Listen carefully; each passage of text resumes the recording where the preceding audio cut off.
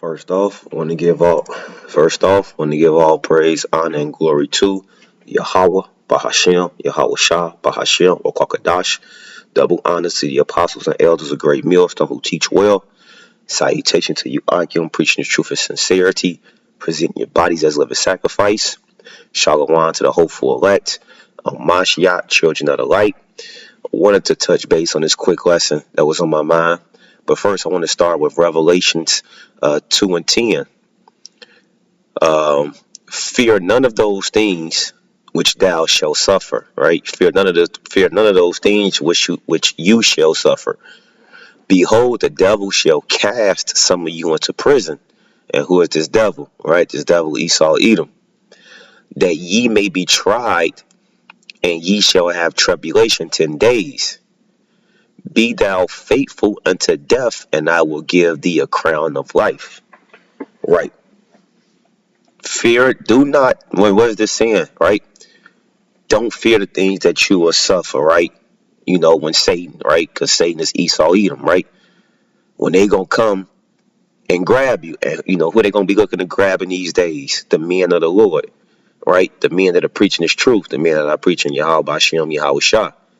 You understand? And how is he gonna do that? He's gonna do that using his laws, his legislation, right? Okay, cool. Because a few days ago, Trump, right, flexed his big power when he called for the alphabet boys, the FBI and DEA and all of those to begin patrolling the streets. He essentially took, emergency power over DC, which, if you ask me, is a small test of how the people are gonna perceive this, and then how far he can push this, right? Because it's gonna go into the draconian laws, right? That the elders of GMS have been teaching for years and prophesying about for years, right? And we can see that right now how that's happening in DC. So I got some clips that I pulled from Instagram, right? Just to kind of just play on the psyche a little bit, right? I'm gonna do it without the sound, but here we got the federal agents, walking up on Jake, essentially. And and this guy was real professional, this guy was real respectful, right? But remember, this is just the beginning, right? Let's call this first contact. And you see how they walking up and patrolling Jake neighborhoods like this. And in my mind, when I see it, it's only a matter of time until there's another group of these guys that are not as respectful or calm, and they just coming up, putting bags on Jake's head and throwing them into vans and taking them into unmarked, undisclosed locations, right? And so, right, so he's just being nice and respectful. Nothing against this guy. He just communicating to Jake, so that's cool. Well, it's not cool, but could have been worse. And there's another video where, as you can see, we have a whole platoon out here, just walking right on up into Jacob's dwelling places, his tents, essentially. And you see how Jake out here gathered, right? And, in folly, right? In mirth, feasting and marrying and all of that. Got the Don Julio, the drinks, right? So Jake out here bullshitting, per usual. But you can see we have very real situations playing out. And again, it's only a matter of time to, these guys are not walking up like this. They're going to be walking up in full formation with shields and riot shields in front. And then they just hopping out, throwing bags over your head and taking you. I came across a story where they were showing how many, it was 37 arrests, 11 firearms, all seized, right, in a matter of the weekend. And I was looking for that clip because it had it showed mostly Jake. And that's essentially what happened, man. They coming up, no search, no seizure. The only probable cause is you look like a threat, you know what I mean? Because you are, Israelite, so you you dwell in these urban places. That's the probable cause them come and snatch you up.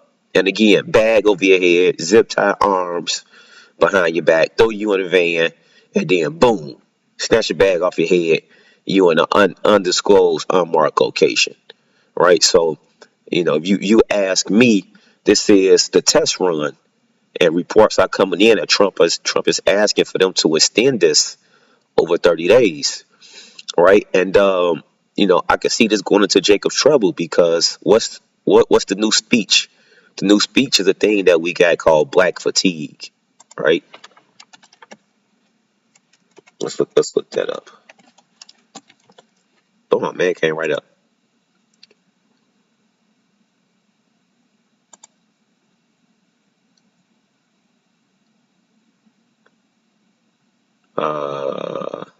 No, that's not what I was looking for. Essentially, black fatigue. What's going on over the airwaves is uh, a lot of people is tired of niggas. All right. They tired of you complaining. They tired of your behavior. They tired of your culture. They tired of your appearance. They tired of you. They tired of the women shaking ass everywhere they at. Every establishment they go to, they shaking ass. They tired of the men coming in smelling like weed. They tired of you complaining about how you can't get a job and it's the white man fault. They tired of you being fed on welfare, food stamps, and Section 8. Right? And I want to find that these it's not the uh it's not the definition I was looking for.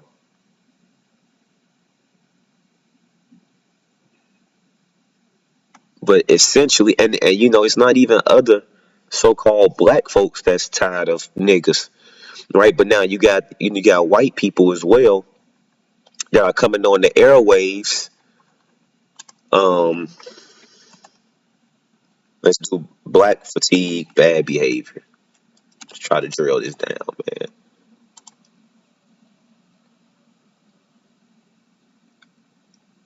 Here we go. You know, and you know, Apostle Gabar and the Apostle Hard voice just popped in my head, right? You got to drill down when you research, man. You know how Jake beats. Jake get lazy. I get lazy. But, man, you got to make sure we trying to fire you off on all cylinders. Uh, let's drill down on this.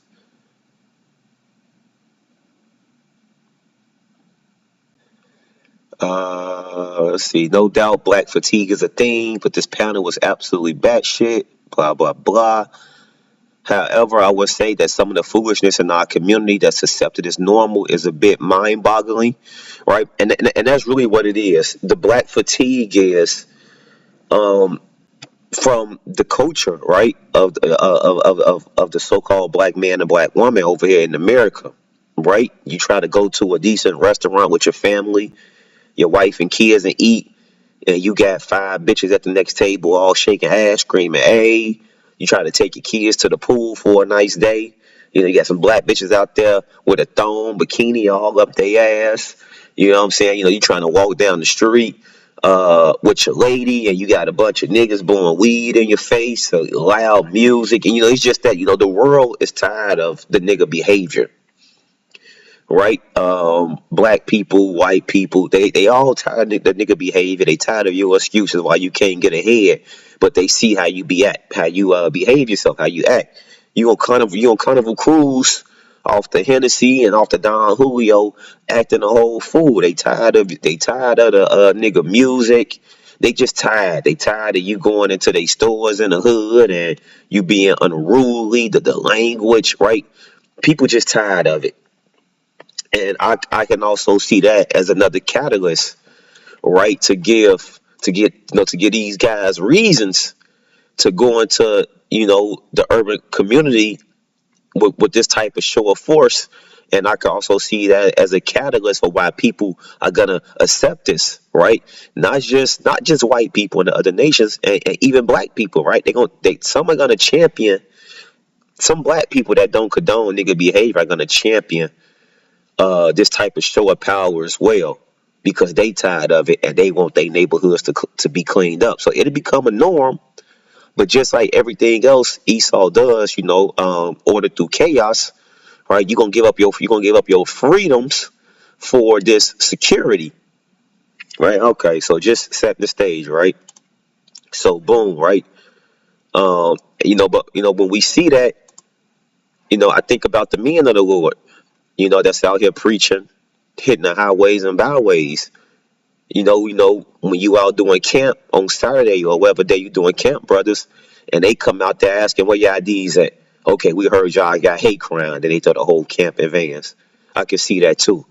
You understand what I'm saying? So let's get back into some scripts. I want to hit Revelation 2 and nope, Revelation 2 again, right? For none of those things which you shall suffer, behold, the devil shall cast some of you into prisons. Right? We know who the devil is, right? We know that's Esau, Edom, right? Coming down from the wicked elites on down, that ye may be tried, and you shall have tribulations. But be faithful. Be faithful to what? Be faithful to Yahweh, Bashem, Yahweh Shah, to my brothers that's in this truth, and the few sisters, right? Be thou faithful unto death, and I will have thee a crown of life.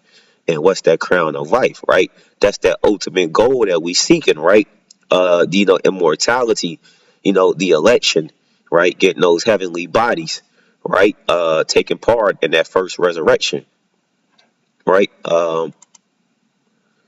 Before I hit, let's go to First Thessalonians. Okay, First Thessalonians 4. Yeah, I guess we could say 4. Start at 4 and 14. First Thessalonians 4 and 14. But if we believe that Yahweh Shai died and rose again, even so them also which sleep in Yahweh Shai will God bring with him. Right. For this we say unto you by the word of the Lord, that we which are alive and remain unto the coming of the Lord shall not prevent them which are asleep. For the Lord himself shall descend from heaven with a shout, with the voice of the archangel, and with the trump of the Most High, and the dead in Yahweh Shah, the Mashiach, shall rise first. Right. So, that's why that's important, right? Because, the scripture speaks about the tribulation. It speaks about Jacob's trouble. It speaks about the men of the Lord being persecuted for his name's sake. Right. It's a honorable thing to die, for your God and for your Lord, right? And that's what the scriptures is talking about, right? When some of you being tried by Satan, right? Some will be cast into prisons and some will be beheaded, right? But the scriptures say, remain faithful. He that endures to the end, right, shall be saved. And that's what we do this thing for, and that's why we have to pray that the Spirit gives us the ability to endure these times and endure the times of Jacob's trouble. Right? I was looking for the scripture earlier, but I couldn't find it. Right? About in that moment, the Spirit will put the words in your mouth. So don't concern yourself about what to say and what to do. The Spirit will guide you in that moment. And I couldn't find it, but if one of the brothers got it, drop it into the comment for me. I appreciate that. And from here, let's jump into Revelation 20. Right? Revelation 26. Blessed and holy is he that hath part in the first resurrection. Right? On such the second death hath no power, and that second death is death by fire, the ICMB missiles. But they shall be priests of the Most High and of Yahweh Shah the Mashiach, and shall reign with him 1,000 years. Right? Blessed and holy is he, because the ones in that first resurrection is the ones that's coming back with Yahweh Shah in 1 Thessalonians 4 that we was reading, right? Coming back with his elect, right? And if you go on 2nd Esdras, and Esdras is looking at the vision, and he say, who are these people? It say, these are they that stood so stiffly for the name, right? So that's why we got to stand stiffly for the name, and we got to pray, and ask Yahweh Bashem Yahweh Shah that the Spirit gives us the ability to endure, right? And it increases us and hold fast to this faith, right? Because that's what it's all about, right? Getting those heavenly bodies, being a part of that first resurrection, being able to come back with with Yahweh Shah. What is Daniel 12?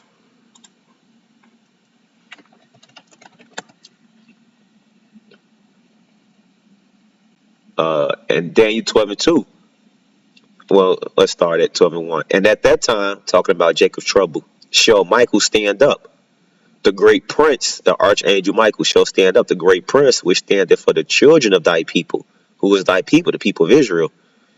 And there shall be a time of trouble, Jacob's trouble, going to Jeremiah 30th. Such as never was since there was a nation. Even to that same time, at that time, thy people shall be delivered.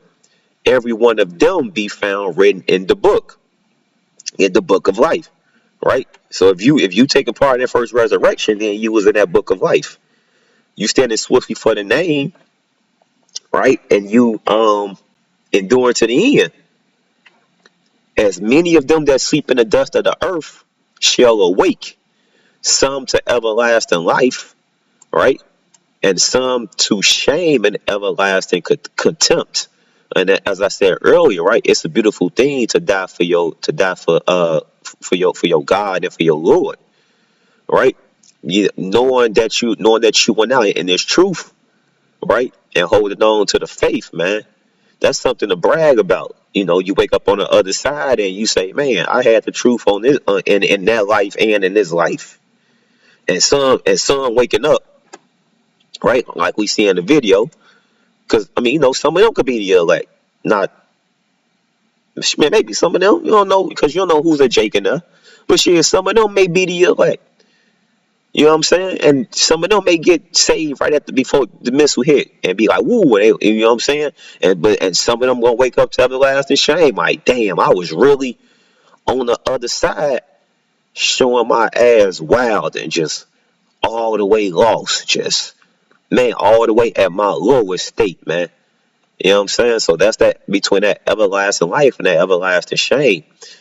But some of these things was just on my mind as I'm seeing this, man, because I think this just a soft touch, a trial run, kind of like how we saw with a lot of earlier things with, the shutdowns and how they play with the food shortages. Some of these things are just test runs to see how the people are reacting. And right now, you got a lot of people calling for this police state, right? Because they tired of the high crime, man.